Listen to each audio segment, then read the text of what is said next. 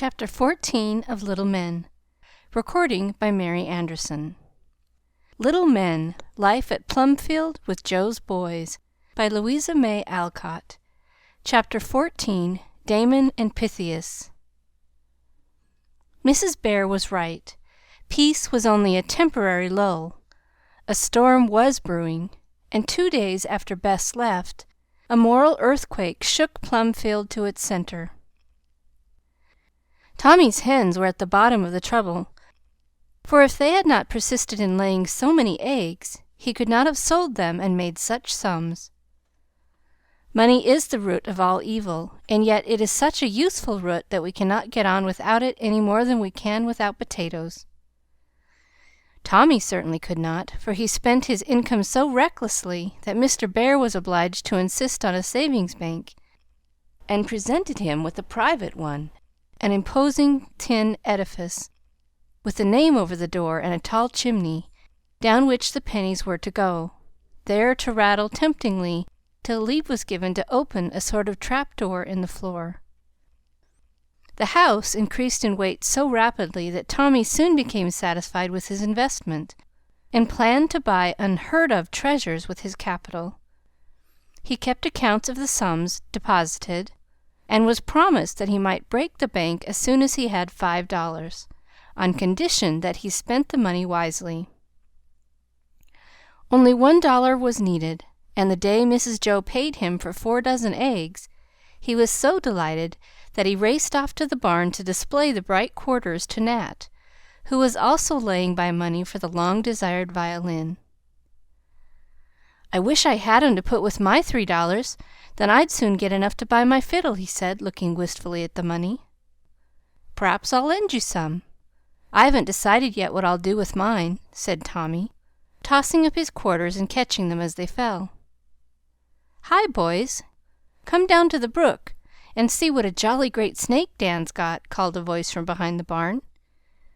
"Come on," said Tommy, and laying his money inside the old winnowing machine, away he ran, followed by Nat. The snake was very interesting, and then a long chase after a lame crow and its capture so absorbed Tommy's mind and time that he never thought of his money till he was safely in bed that night. "Never mind, no one but Nat knows where it is," said the easy-going lad, and fell asleep untroubled by any anxiety about his property. Next morning, just as the boys assembled for school, Tommy rushed into the room breathlessly, demanding, "I say, who has got my $1?" "What are you talking about?" asked Franz. Tommy explained, and Nat corroborated his statement. Every one else declared they knew nothing about it, and began to look suspiciously at Nat, who got more and more alarmed and confused with each denial. "Somebody must have taken it," said Franz, as Tommy shook his fist at the whole party and wrathfully declared that, "By thunder, Turtles, if I get hold of the thief, I'll give him what he won't forget in a hurry." "Keep cool, Tom. We shall find him out. Thieves always come to grief," said Dan, as one who knew something of the matter. "Maybe some tramp slept in the barn and took it," suggested Ned. "No, Silas don't allow that. Besides, a tramp wouldn't go looking in that old machine for money," said Emil with scorn. "Wasn't it Silas himself?" said Jack. "Well, I like that. Old Si is as honest as daylight. You wouldn't catch him touching a penny of ours," said Tommy, handsomely defending his chief admirer from suspicion. "Whoever it was had better tell and not wait to be found out," said Demi, looking as if an awful misfortune had befallen the family. "I know you think it's me," broke out Nat, red and excited. "You are the only one who knew where it was," said Franz. "I can't help it. I didn't take it. I tell you I didn't. I didn't!" cried Nat, in a desperate sort of way. "Gently, gently, my son. What is all this noise about?" And Mr. Bhaer walked in among them. Tommy repeated the story of his loss, and as he listened, Mr. Bhaer's face grew graver and graver, for with all their faults and follies, the lads till now had been honest. "Take your seats," he said, and when all were in their places, he added slowly, as his eye went from face to face with a grieved look that was harder to bear than a storm of words, "Now, boys, I shall ask each of you a single question, and I want an honest answer. I'm not going to try to frighten, bribe, or surprise the truth out of you, for every one of you have got a conscience and know what it is for.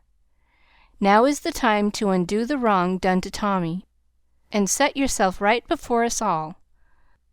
I can forgive the yielding to sudden temptation much easier than I can deceit. Don't add a lie to the theft, and we will all try to help you make us forget and forgive." He paused a moment, and one might have heard a pin drop, the room was so still. Then slowly and impressively he put the question to each one, receiving the same answer in varying tones from all. Every face was flushed and excited, so that Mr. Bhaer could not take color as a witness, and some of the little boys were so frightened that they stammered over the two short words as if guilty, though it was evident that they could not be. When he came to Nat, his voice softened, for the poor lad looked so wretched. Mr. Bhaer felt for him. He believed him to be the culprit, and hoped to save the boy from another lie by winning him to tell the truth without fear.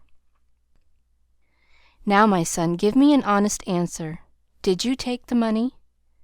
"No, sir!" and Nat looked up at him imploringly. As the words fell from his trembling lips, somebody hissed. "Stop that!" cried Mr. Bhaer, with a sharp rap at his desk, as he looked sternly toward the corner whence the sound came. Ned, Jack, and Emil sat there, and the first two looked ashamed of themselves. But Emil called out, "It wasn't me, uncle. I'd be ashamed to hit a fellow when he is down." "Good for you!" cried Tommy, who was in a sad state of affliction at the trouble his unlucky dollar had made. "Silence!" commanded Mr. Bhaer, and when he came, he said soberly, "I am very sorry, Nat, but evidences are against you, and your old fault makes us more ready to doubt you than we should be if we could trust you as we do some of the boys, who never fib. But mind, my child, I do not charge you with this theft. I shall not punish you for it till I am perfectly sure, nor ask anything more about it. I shall leave it for you to settle with your own conscience. If you are guilty, come to me at any hour of the day or night, and confess it, and I will forgive and help you to amend. If you are innocent, the truth will appear sooner or later, and the instant it does, I will be the first to beg your pardon for doubting you, and will so gladly do my best to clear your character before us all." "I didn't! I didn't!" sobbed Nat, with his head down upon his arms, for he could not bear the look of distrust and dislike which he read in the many eyes fixed on him. "I hope not." Mr. Bhaer paused a minute, as if to give the culprit, whoever he might be, one more chance. Nobody spoke, however, and only sniffs of sympathy from some of the little fellows broke the silence. Mr. Bhaer shook his head and added regretfully, "There is nothing more to be done, then, and I have but one thing to say. I shall not speak of this again, and I wish you all to follow my example. I cannot expect you to feel as kindly toward any one whom you suspect as before this happened, but I do expect and desire that you will not torment the suspected person in any way. He will have a hard time enough without that. Now go to your lessons." "Father Bear let Nat off too easy," muttered Ned to Emil, as they got out their books. "Hold your tongue," growled Emil, who felt that this event was a blot upon the family honor. Many of the boys agreed with Ned, but Mr. Bhaer was right nevertheless, and Nat would have been wiser to confess on the spot and have the trouble over, for even the hardest whipping he ever received from his father was far easier to bear than the cold looks, the avoidance, and general suspicion that met him on all sides. If ever a boy was sent to Coventry and kept there, it was poor Nat, and he suffered a week of slow torture, though not a hand was raised against him, and hardly a word said. That was the worst of it. If they would only have talked it out, or even had thrashed him all round, he could have stood it better than the silent distrust that made every face so terrible to meet. Even Mrs. Bhaer showed traces of it, though her manner was nearly as kind as ever. But the sorrowful, anxious look in Father Bear's eyes cut Nat to the heart, for he loved his teacher dearly, and knew that he had disappointed all his hopes by this double sin. Only one person in the house entirely believed in him, and stood up for him stoutly against all the rest. This was Daisy. She could not explain why she trusted him against all appearances. She only felt that she could not doubt him, and her warm sympathy made her strong to take his part. She would not hear a word against him from any one, and actually slapped her beloved Demi when he tried to convince her that it must have been Nat, because no one else knew where the money was. "Maybe the hens ate it. They are greedy old things," she said, and when Demi laughed she lost her temper, slapped the amazed boy, and then burst out crying and ran away, still declaring, "He didn't! He didn't! He didn't!" Neither aunt nor uncle tried to shake the child's faith in her friend, but only hoped her innocent instinct might prove sure, and loved her all the better for it. Nat often said, after it was over, that he couldn't have stood it if it had not been for Daisy. When the others shunned him, she clung to him closer than ever, and turned her back on the rest. She did not sit on the stairs now when he solaced himself with the old fiddle, but went in and sat beside him, listening with a face so full of confidence and affection that Mat forgot disgrace for a time and was happy. She asked him to help her with her lessons. She cooked him marvelous messes in her kitchen, which he ate manfully, no matter what they were, for gratitude gave a sweet flavor to the most distasteful. She proposed impossible games of cricket and ball, when she found that he shrank from joining the other boys.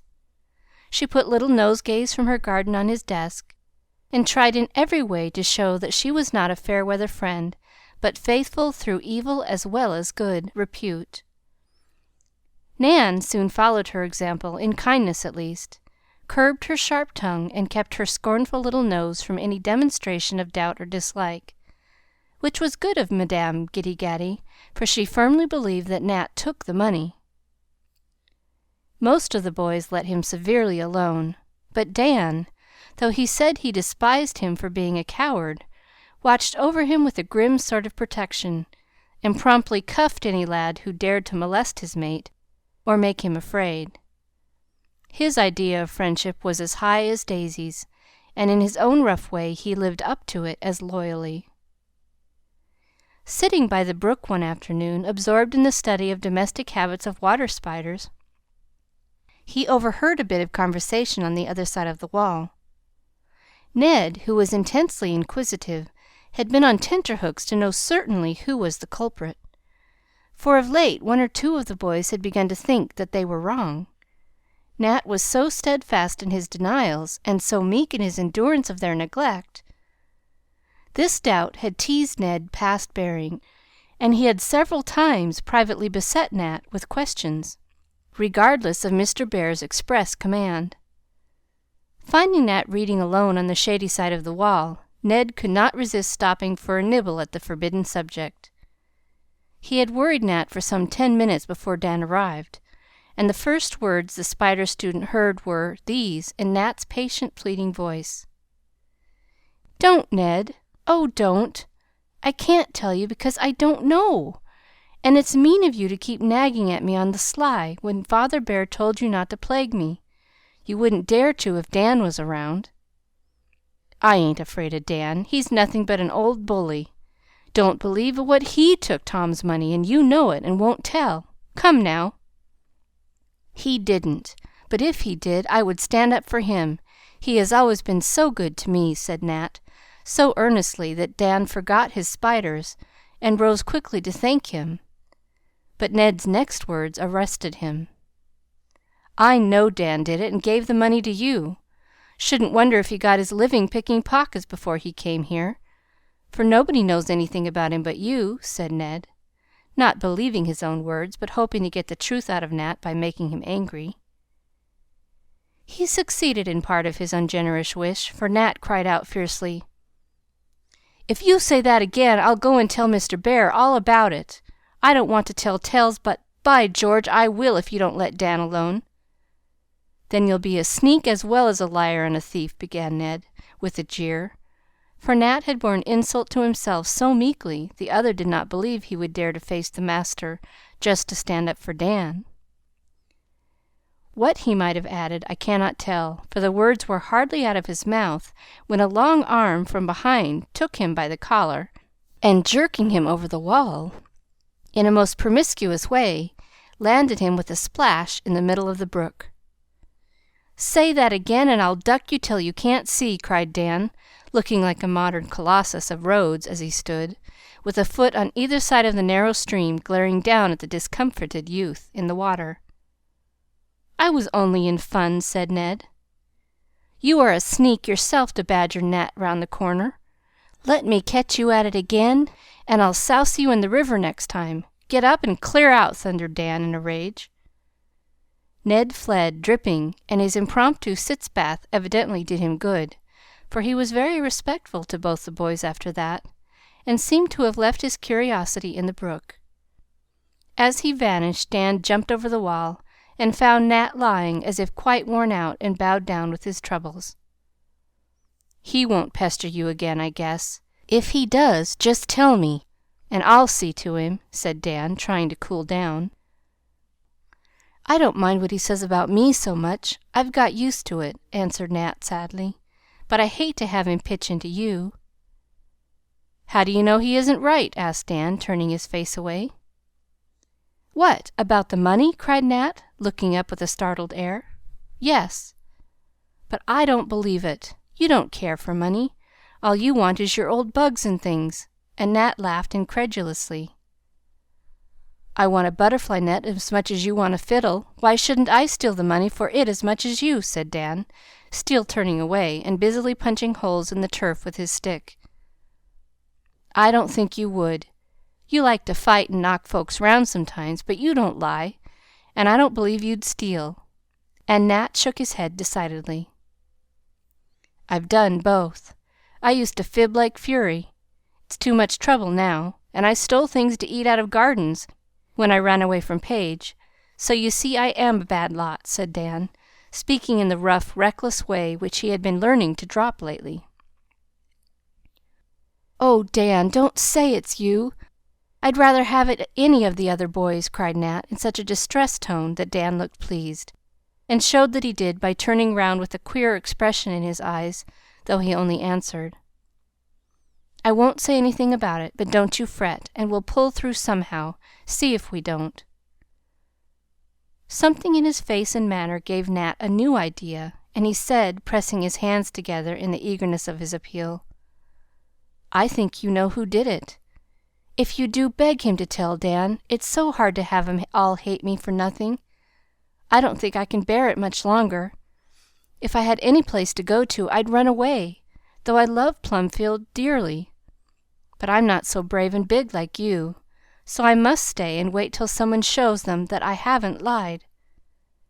As he spoke, Nat looked so broken and despairing that Dan could not bear it, and muttered huskily, "You won't wait long," and he walked rapidly away and was seen no more for hours. "What is the matter with Dan?" asked the boys of one another several times during the Sunday that followed, a week which seemed as if it would not end. Dan was often moody, but that day he was so sober and silent that no one could get anything out of him. When they walked, he strayed away from the rest, and came home late. He took no part in the evening conversation, but sat in the shadow, so busy with his own thoughts that he scarcely seemed to hear what was going on. When Mrs. Jo showed him an unusually good report in the conscience book, he looked at it without a smile and said wistfully, "You think I'm getting on, don't you?" "Excellently, Dan, and I am so pleased, because I always thought you only needed a little help to make you a boy to be proud of." He looked up at her with a strange expression in his black eyes, an expression of mingled pride and love and sorrow which she could not understand then, but remembered afterward. "I'm afraid you'll be disappointed, but I do try," he said, shutting the book with no sign of pleasure in the page that he usually liked so much to read over and talk about. "Are you sick, dear?" asked Mrs. Jo, with her hand on his shoulder. "My foot aches a little. I guess I'll go to bed. Good night, Mother," he added, and held the hand against his cheek a minute, then went away looking as if he had said good-bye to something dear. Poor Dan, he takes Nat's disgrace to heart sadly. He is a strange boy.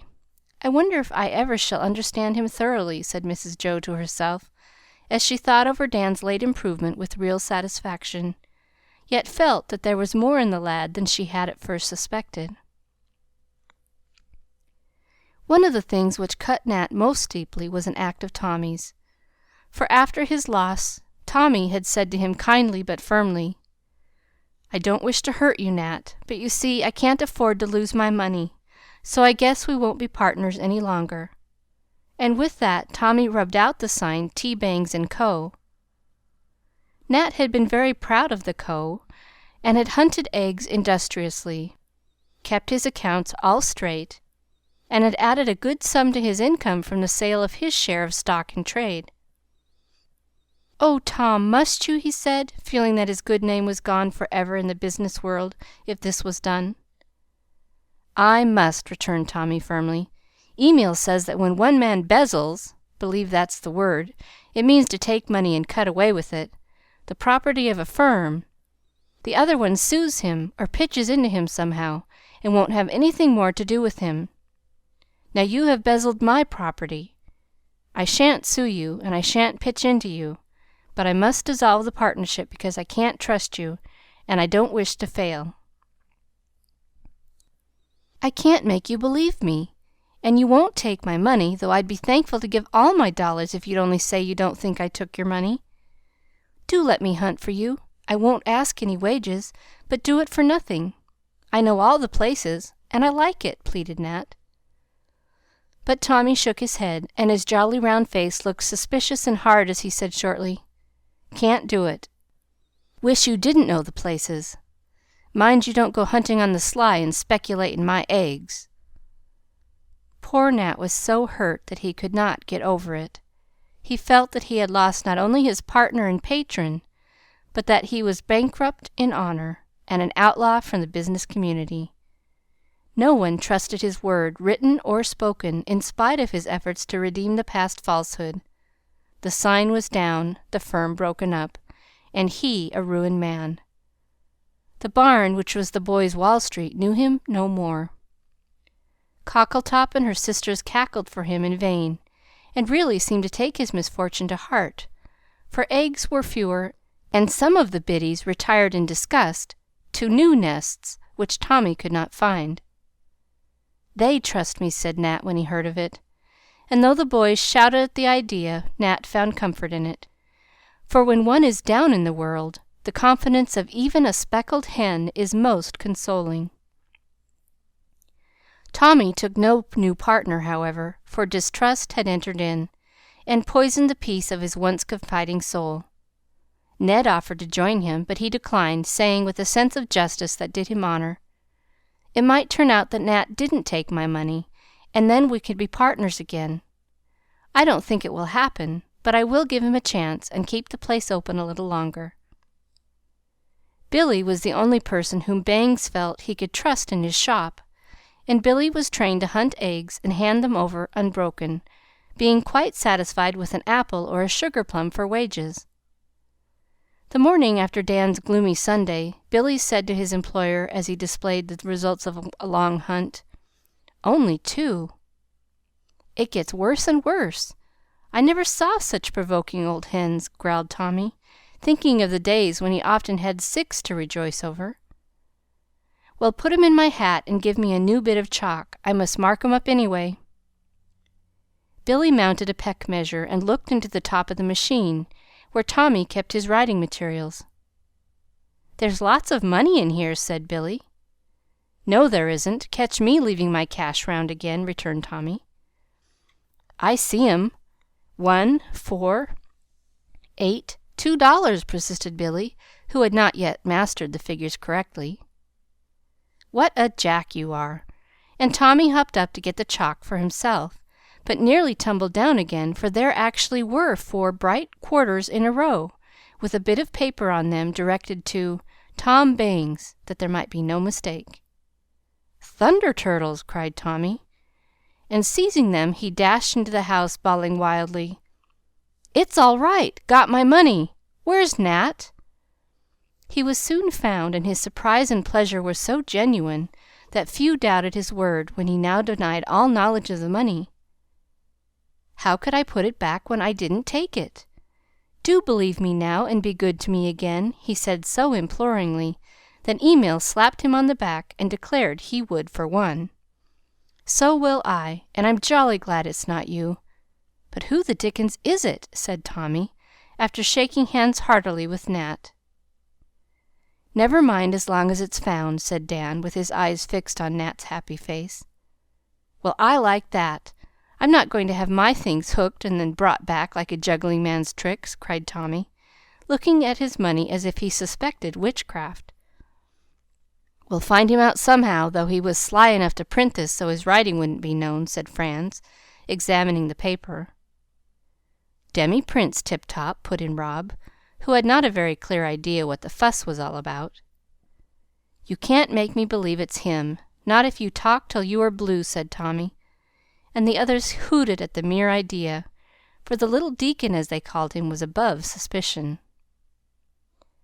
Nat felt the difference in the way they spoke of Demi and himself, and would have given all he had ever hoped to have to be so trusted, for he had learned how easy it is to lose the confidence of others, how very, very hard to win it back, and truth became to him a precious thing since he had suffered from neglecting it.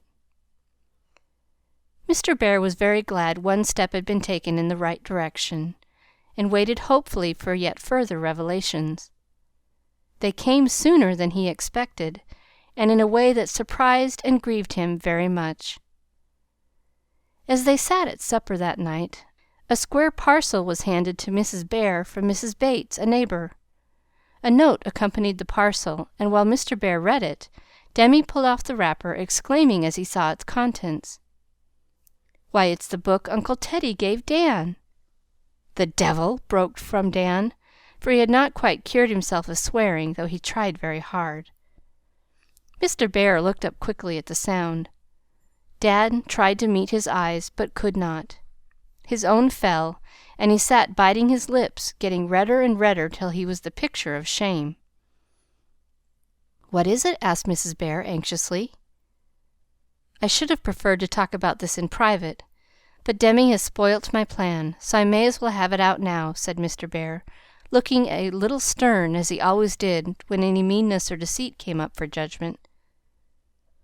"The note is from Mrs. Bates, and she says that her boy Jimmy told her he bought this book of Dan last Saturday.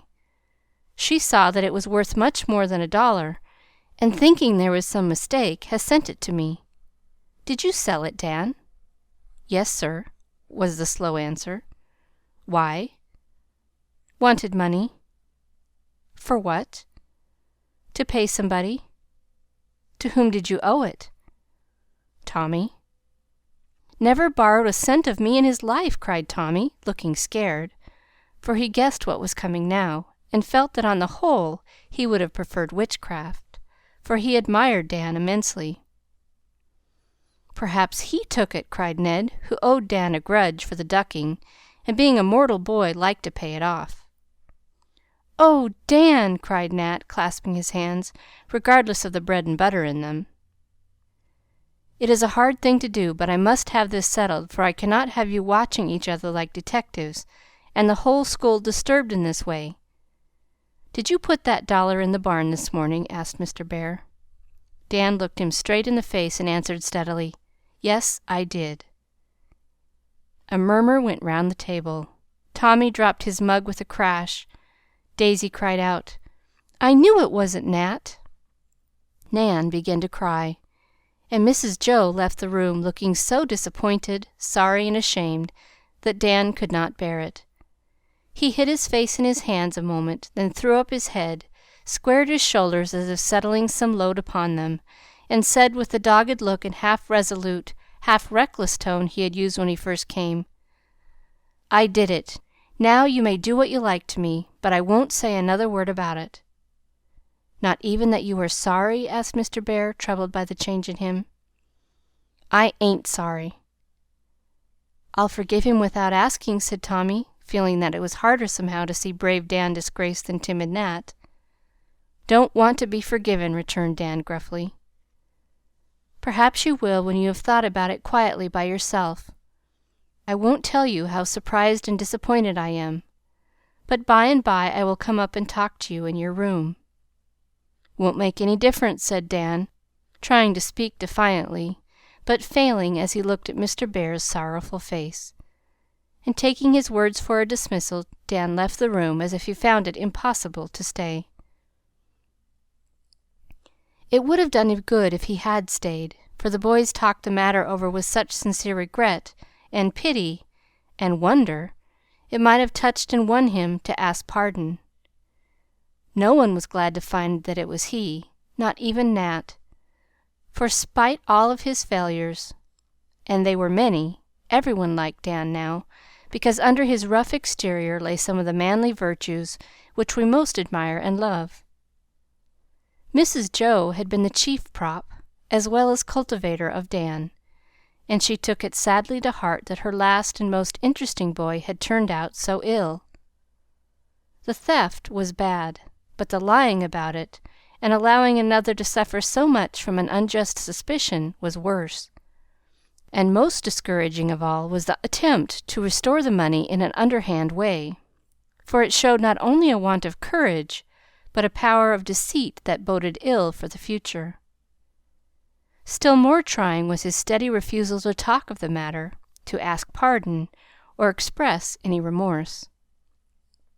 Days passed, and he went about his lessons and his work, silent, grim, and unrepentant, as if taking warning that by their treatment of Nat he asked no sympathy of any one, rejected the advances of the boys, and spent his leisure hours roaming about the fields and woods, trying to find playmates in the birds and beasts, and succeeding better than most boys would have done, because he knew and loved them so well.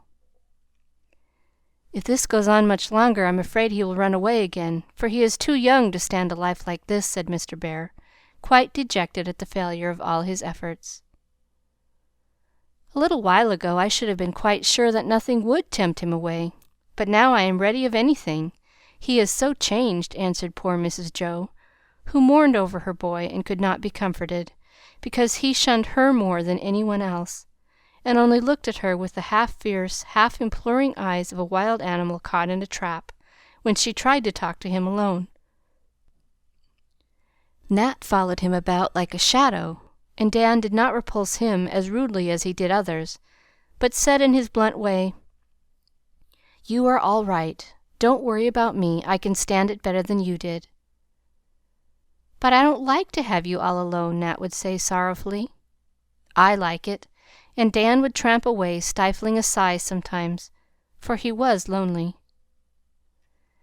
Passing through the birch grove one day, he came on several of the boys, who were amusing themselves by climbing up the trees and swinging down again, as the slender, elastic stems bent till their tops touched the ground.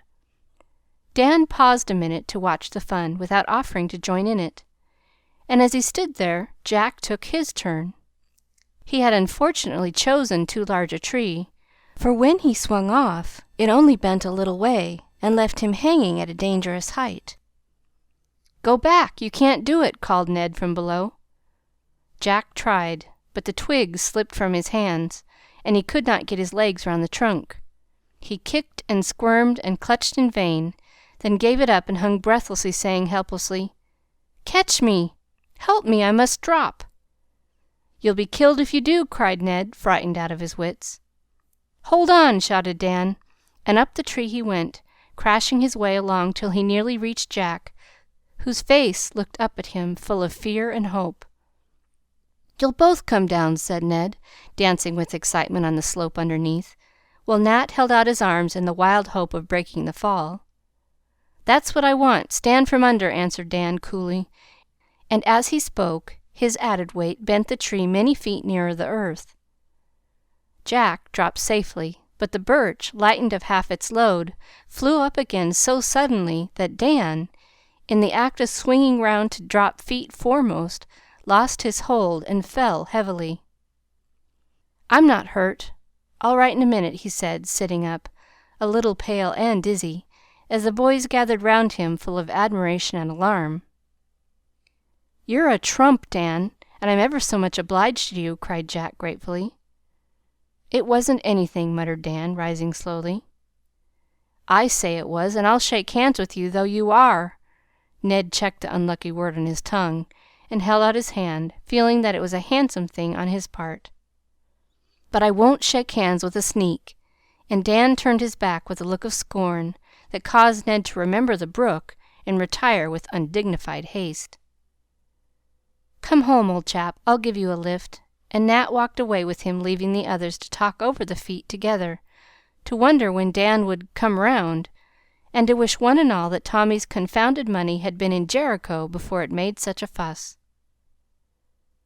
When Mr. Bhaer came into school next morning, he looked so happy that the boys wondered what had happened to him, and really thought he had lost his mind when they saw him go straight to Dan, and taking him by both hands, say all in one breath, as he shook them heartily, "I know all about it, and I beg your pardon. It was like you to do it, and I love you for it, though it's never right to tell lies, even for a friend." "What is it?" cried Nat, for Dan said not a word, only lifted up his head as if a weight of some sort had fallen off his back. Dan did not take Tommy's money, and Mr. Bhaer quite shouted it, he was so glad. "Who did?" cried the boys in a chorus. Mr. Bhaer pointed to one empty seat, and every eye followed his finger, yet no one spoke for a minute, they were so surprised. Jack went home early this morning, but he left this behind him, and in the silence Mr. Bhaer read the note which he had found tied to his door handle when he rose. "I took Tommy's dollar. I was peeking in through a crack and saw him put it there. I was afraid to tell before, though I wanted to. I didn't care so much about Nat, but Dan is a trump, and I can't stand it any longer. I never spent the money. It's under the carpet in my room, right behind the washstand. I'm awful sorry. I'm going home, and don't think I shall ever come back, so Dan may have my things. Jack." It was not an elegant confession, being badly written, much blotted, and very short, but it was a precious paper to Dan, and when Mr. Bhaer paused, the boy went to him, saying, in a rather broken voice, but with clear eyes and the frank, respectful manner they had tried to teach him, "I'll say I'm sorry now, and ask you to forgive me, sir." "It was a kind lie, Dan, and I can't help forgiving it. But you see, it did no good," said Mr. Bhaer, with a hand on either shoulder and a face full of relief and affection. "It kept the boys from plaguing Nat. That's what I did it for. It made him right down miserable. I didn't care so much," explained Dan, as if glad to speak out after his hard silence. "How could you do it? You were always so kind to me," faltered Nat, feeling a strong desire to hug his friend and cry. Two girlish performances which would have scandalized Dan to the last degree. "It's all right now, old fellow, so don't be a fool," he said, swallowing the lump in his throat and laughing out as he had not done for weeks. "Does Mrs. Bhaer know?" he asked eagerly. "Yes, and she is so happy I don't know what she will do to you," began Mr. Bhaer, but got no farther, for here the boys came crowding about Dan in a tumult of pleasure and curiosity. But before he had answered more than a dozen questions, a voice cried out, "3 cheers for Dan!" and there was Mrs. Joe in the doorway waving her dish towel, and looking as if she wanted to dance a jig, for joy, as she used to do when a girl. "Now then," cried Mr. Bhaer, and let off a rousing hurrah, which startled Asia in the kitchen, and made old Mr. Robert shake his head as he drove by, saying, "Schools are not what they were when I was young." Dan stood it pretty well for a minute, but the sight of Mrs. Joe's delight upset him, and he suddenly bolted across the hall into the parlor, whither she instantly followed, and neither was seen for half an hour. Mr. Bhaer found it very difficult to calm his excited flock, and seeing that lessons were an impossibility for a time, he caught their attention by telling them the fine old story of the friends whose fidelity to one another had made their names immortal. The lads listened and remembered, for just then their hearts were touched by the loyalty of a humbler pair of friends. The lie was wrong, but the love that prompted it, and the courage that bore in silence the disgrace which belonged to another, made Dan a hero in their eyes. Honesty and honor had a new meaning now. A good name was more precious than gold, for once lost, money could not buy it back, and faith in one another made life smooth and happy as nothing else could do. Tommy proudly restored the name of the firm, Nat was devoted to Dan, and all the boys tried to atone to both for former suspicion and neglect. Mrs. Joe rejoiced over her flock, and Mr. Bhaer was never tired of telling the story of his young Damon and Pythias. End of chapter 14.